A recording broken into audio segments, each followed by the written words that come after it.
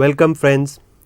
Today we are going to study about the microscopes and various techniques which are employed in microscopy. But before going into the detail of that, do you know what is the largest man-made structure? Yes, of course, it is the Great Wall of China. But do you know what is the smallest man-made structure? In 1990, using the very fine tip of a scanning tunneling microscope, a logo of IBM was created, which was just 17 atoms long and 6 atoms wide. It is the smallest architecture ever created. Today, in this class, we will be studying about these instruments which are called as microscopes and various techniques which are employed in the microscopy. Let's see a small video of our friends. Are they aliens? No. My dear friends, these tiny organisms are very well of our planet. But because they are so small in size, we could never learn about them. It is the invention of these microscopes because of which we are able to look at these tiny creatures. Let's learn about these techniques and the instruments which opened the windows for us to look into the tiny little world of these microorganisms. But first, let's define microscopy. What is microscopy? Microscopy is the technique of seeing or visualizing the objects which cannot be seen with unaided eyes. If one tries to define microscope, as its name suggests, micro means small and scope means to view. Hence, it is an instrument that allows us to look at small objects which can't be seen under normal circumstances. Microscopy is the technique because of which biology could reach up to its adulthood. You cannot think of modern discoveries made possible without the use of microscopes. Invention of microscopes in biology is like the invention of wheel in the human history.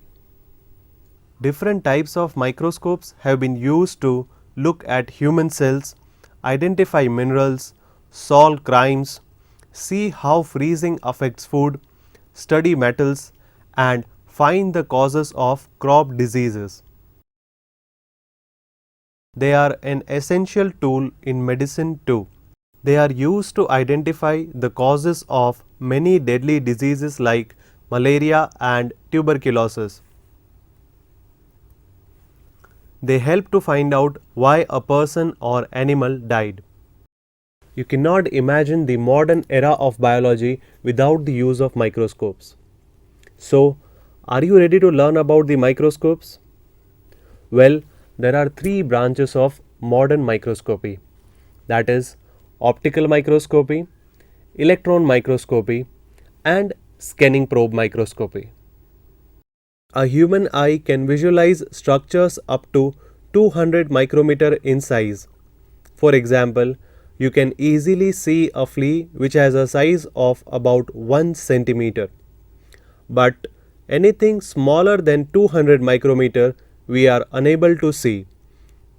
For visualizing the structures smaller than 200 micrometer in size like amoeba or paramecium, we will have to use a compound microscope.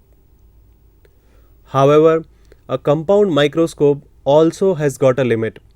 It is not able to visualize the structures less than 200 nanometer in size. For the structures smaller than that, like ribosomes or viruses, we will have to use electron microscopes or scanning probe microscope.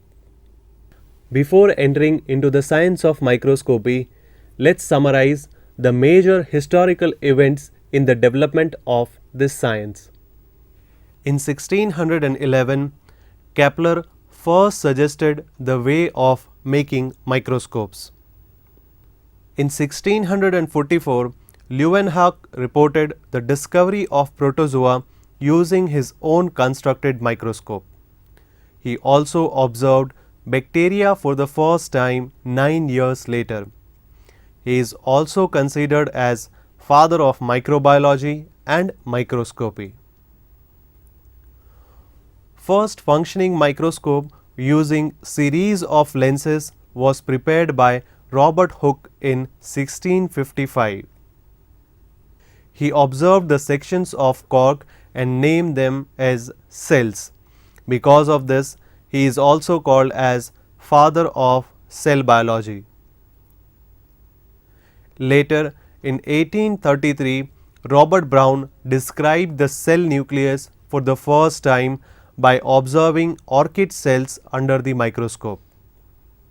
From those times, our microscopes has evolved to a great extent, enabling us to see and visualize in far more depths and magnification.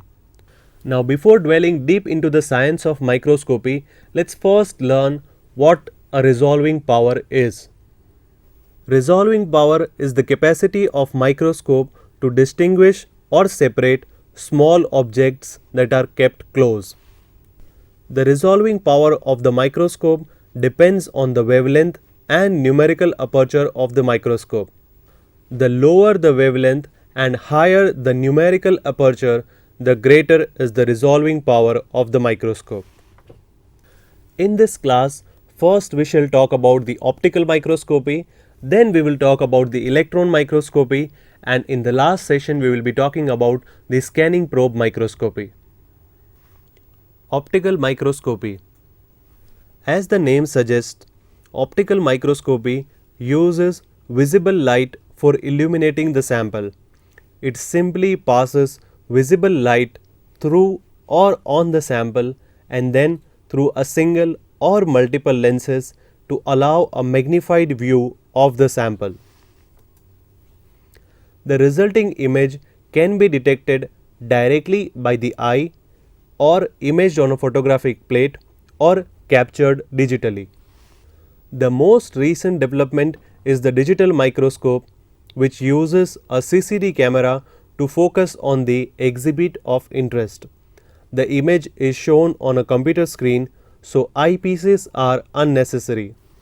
There are 6 basic types of optical microscopy. First, single lens. Second, compound light microscopy. Third, dark field microscopy. Fourth, phase contrast microscopy. Fifth, fluorescence microscopy. Sixth, confocal microscopy. Single lens microscopes are very simple, using only one lens. We also generally refer them as magnifying lenses. However, compound microscopes are pretty complicated, and we shall first learn about the compound microscope. Structure and function of a compound microscope. Now let's discuss different components of a compound microscope and their function. First, eyepiece. The lens the viewer looks through to the specimen are the eyepieces. The eyepieces usually contains a 10x or 15x power lens. Diopter adjustment. It is useful as a means to change focus on one eyepiece so as to correct for any difference in vision between your two eyes. Body tube, also called as head. The body tube connects the eyepiece to the objective lenses. Arm. The arm connects the body tube to the base of the microscope. Coarse adjustment screw. It brings the specimen into general focus. Fine adjustment screw. It fine-tunes the focus and increases the detail of the specimen. Nosepiece. It is a rotating turret that houses the objective lenses. The viewer spins the nosepiece to select different objective lenses. Objective lenses. It is one of the most important parts of a compound microscope, as they are the lenses closest to the specimen. A standard microscope has 3, 4 or 5 objective lenses that range in power from 4x to 100x. When focusing the microscope, be careful that the objective lens doesn't touch the slide. as it could break the slide and may destroy the specimen. Specimen or slide. The specimen is the object being examined. Most specimens are mounted on slides, flat rectangles of thin glass. The specimen is placed on the glass and a cover slip is placed over the specimen. This allows the slide to be easily inserted or removed from the microscope. Stage. The flat platform where the slide is placed. Stage clips. The metal clips that hold the slide in place. Stage height adjustment or stage control. These knobs move the stage left and right or up and down. Aperture. The hole in the middle of the stage that allows the light from the illuminator to reach the specimen. On-off switch. This switch on the base of the microscope turns the illuminator off and on. Illumination. It is the light source for a microscope. Older microscopes used mirrors to reflect light from an external source up through the bottom of the stage. However, most microscopes now use a low voltage bulb as an illuminator. Iris diaphragm. It adjusts the amount of light that reaches the specimen. Condenser. It gathers and focuses light from the illuminator onto the specimen which is viewed. Base. The base supports the microscope and it's where illuminator is located. The light is passed on from the illuminator, goes through the condenser lenses, passes through the specimen, goes into the objective lenses and to the eyepiece where we are able to see a magnified image. The magnification depends on the power of objective lenses and eyepieces. Compound microscopes can easily achieve the magnification up to 400x. However, when we move to the 1000x magnification, we observe that the image is getting little blurred. This is because of the fact that refractive index of glass and air are different.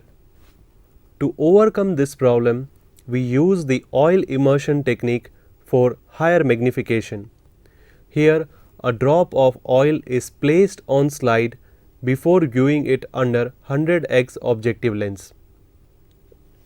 Oil used for this technique has same refractive index as that of the glass and hence we can obtain higher numerical aperture and better resolution.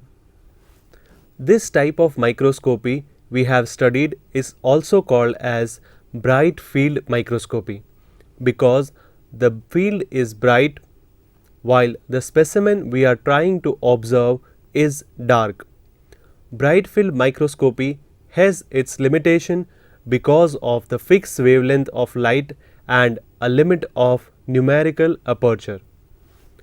Apart from this, it does not offer a sufficient contrast, due to which we have to use stains to develop a contrast in the specimen.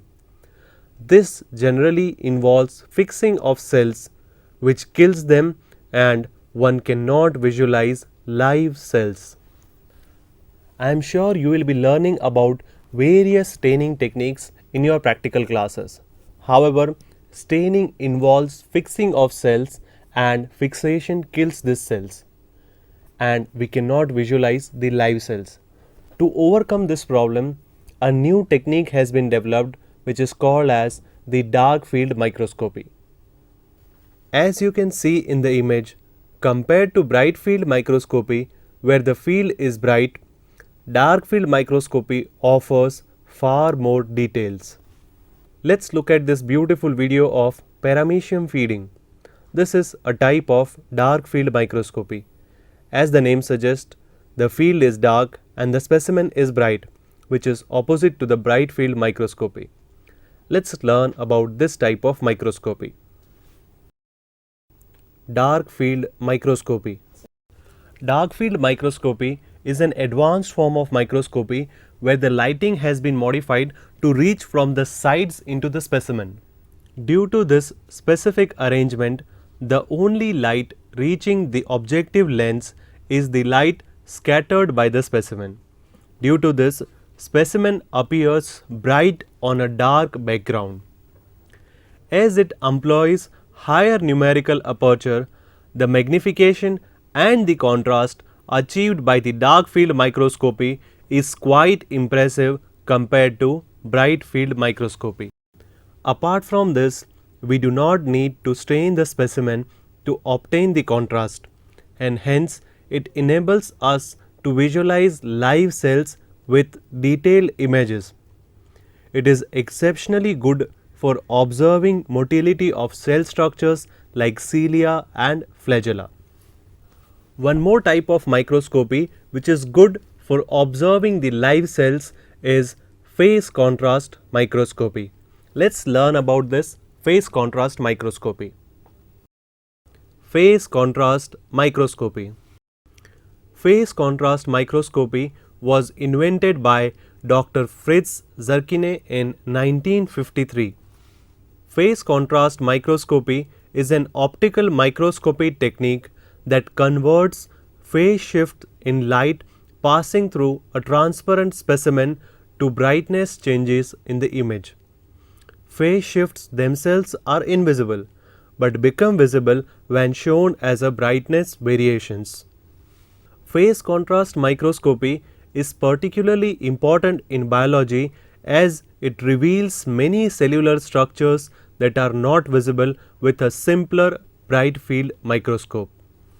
Cellular structures were made visible to earlier microscopists by staining.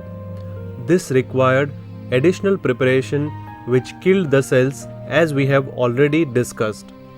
The phase contrast microscopy made it possible for the biologists to study live cells and how they proliferate through cell division. Now let's talk about another form of microscopy, that is fluorescence microscopy. But before we jump to the fluorescence microscopy, first let's understand what is fluorescence. Fluorescence is the property of some atoms and molecules to absorb light at a particular wavelength and to subsequently emit light of longer wavelength after a brief interval termed as the fluorescent lifetime. Using this property, we can explore the phenomenon of fluorescence. Fluorescence microscopy explores this fluorescence property of certain chemicals to develop far better resolution and contrast compared to light microscopy. The majority of the fluorescence microscope, especially those used in life sciences, are of epifluorescence design. In this microscope, light of the excitation wavelength is focused on the specimen through the objective lens. The fluorescence emitted by the specimen is focused to the detector by the same objective lens that is used for the excitation, which for greatest sensitivity will have a very high numerical aperture. Since most of the excitation light is transmitted through the specimen, only reflected excitatory light reaches the objective together with the emitted light, and the epifluorescence method therefore gives a better picture. The more advanced form of this fluorescence microscopy is confocal microscopy. It is the most recent and advanced form of microscopy. I am sure you will be studying about confocal microscopy in detail in your higher classes. Now let's move on to the next subtype of microscopy, that is electron microscopy. Optical microscopy uses photons as a light source. However, electron microscopy, as the name suggests, uses electrons as a source. Because they have a higher energy and longer wavelength, better magnification is achieved in electron microscopy. Now, before going into the detail of electron microscope, let's first define what is an electron microscope. An electron microscope is a microscope that uses electron beam to illuminate the sample and produce a magnified image of the sample. An electron microscope has greater resolving power than a light microscope and can reveal the structures of smaller objects because electrons have wavelengths about 100,000 times shorter than visible light photons. They can achieve the magnifications of as surprising as 10 million x, while compared to that, light microscopy can produce the images of about 2000x. So you can imagine the difference between the magnification of a light microscope and an electron microscope. The electron microscope uses electromagnetic lenses to control the electron beam and focus it to form an image. These electron optical lenses are analogous to the glass lenses of a light optical microscope. Electron microscopes are used to investigate the ultrastructure of a wide range of biological and inorganic specimens, including microorganisms, cells, large molecules, biopsy samples, metals, and crystals. Industrially, the electron microscopes are also used for quality analysis and failure analysis. There are two main types of electron microscopes. One is transmission electron microscope and second is scanning electron microscope. Transmission electron microscope. Transmission electron microscope is the original form of electron microscope. It uses the electron beam of high energy to produce the image. A high voltage electron beam to create an image. The electron beam is produced by an electron gun commonly fitted with a tungsten filament cathode as the electron source. The electron beam is accelerated by an anode with respect to cathode, focused by electrostatic and electromagnetic lenses and transmitted through the specimen, that is in part transparent to electrons and in part scatters them out of the beam. When it emerges from the specimen, the electron beam carries information about the structure of the specimen that is magnified by the objective lens systems of the microscope. The spatial variation in this information, or what we call as the image, may be viewed by projecting the magnified electron image onto a fluorescent viewing screen. Alternatively, the image can be photographically recorded by exposing a photographic film or plate directly to the electron beam or to a camera. The image detected by the CCD may be displayed on a monitor or a computer. Transmission electron microscopy played a key role in variety of biological discoveries. It is because of the transmission electron microscopy that we could learn about variety of organelles and their anatomy. Disadvantages of transmission electron microscopy. The major disadvantage of transmission electron microscopy is that it demands for ultra thin sections, and because of that, transmission electron microscopy is one of the costliest protocols in the microscopy. Now let's talk about the scanning electron microscopy. Unlike transmission electron microscopy, scanning electron microscopy is never carrying the entire image of the specimen. Instead, it is trying to collect the electrons which are scattered by the sample.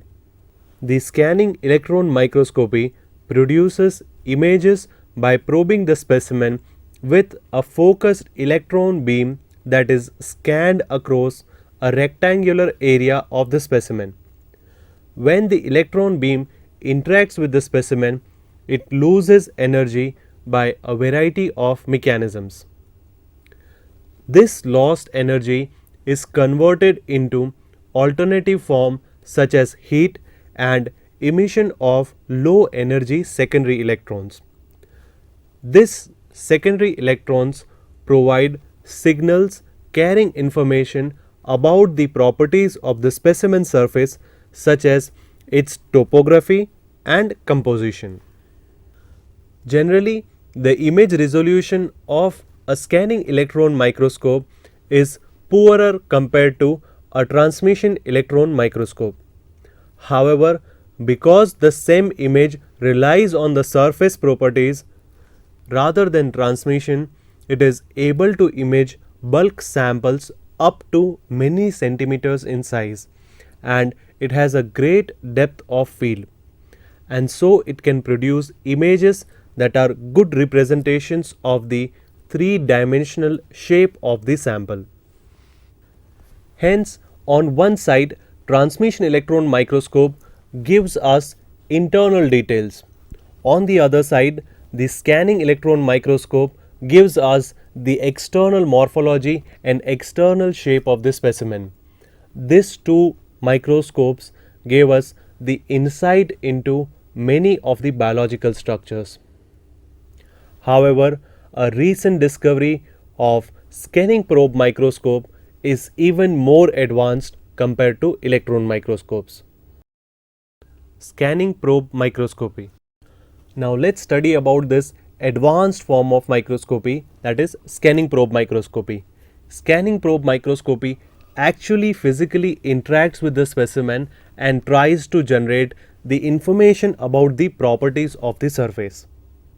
An image of the surface is obtained by mechanically moving the probe in a raster scan of the specimen, line by line, and recording the probe's surface interaction as a function of position. SPM was founded with the invention of scanning tunneling microscope in 1981. The same microscope about which we discussed in starting, that how they created IBM logo using this scanning tunneling microscope. Scanning probe microscopes feel the changes in the surface of the sample. They use ultra sharp tips to measure the changes in the electric currents or electrostatic forces or magnetic forces coming from the surface. The magnification of scanning probe microscopy varies from technique to technique. However, some probes can achieve a magnification up to atomic level. There are two basic subtypes of scanning probe microscopy: atomic force microscopy and scanning tunneling microscopy. Now let's talk about the first subtype, that is atomic force microscopy. Atomic force microscopy works by interacting with the surface. The information is gathered by feeling the surface with a mechanical probe. The piezoelectric elements that facilitate tiny but accurate and precise movements on electronic commands that enable the very precise scanning. There are three basic types of atomic force microscopy: contact mode atomic force microscopy, non-contact mode atomic force microscopy, and tapping mode atomic force microscopy. I am sure you will be studying about these three in your higher classes. The scanning tunneling microscope. The scanning tunneling microscope is the ancestor of all the scanning probe techniques. Now let's study about this scanning tunneling microscope. It was invented in 1981 by Gerd Binnig and Heinrich Rohrer at IBM in Zurich. 5 years later, they were awarded the Nobel Prize in Physics for their invention.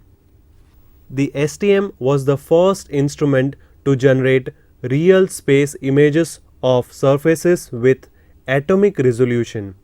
The smallest structure of the world we have talked about, the IBM logo, was created using this type of microscope. Summary. We started with optical microscopy and we learned how microscopes enable us to look into the tiny world. We learned about the anatomy and the functioning of a compound microscope.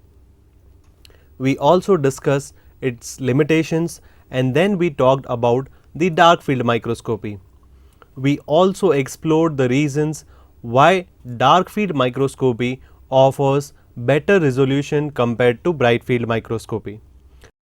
Later, we talked about phase contrast microscopy and how a far better resolution and contrast is achieved using phase contrast microscopes. We also discussed about what fluorescence is and how fluorescence microscopes are superior over conventional light microscopes. We also discussed about superior form of dark field microscopy, that is confocal microscopy. After completing the optical microscopy, we talked about electron microscopy and its two subtypes, that are transmission electron microscopy and scanning electron microscopy. Transmission electron microscopy gives internal structural details, while scanning electron microscopy gives topographical features of the specimen. In the last part, we developed idea about the most advanced form of microscopy, that is the scanning probe microscopy, which uses different types of probes to understand the surface features of the specimen.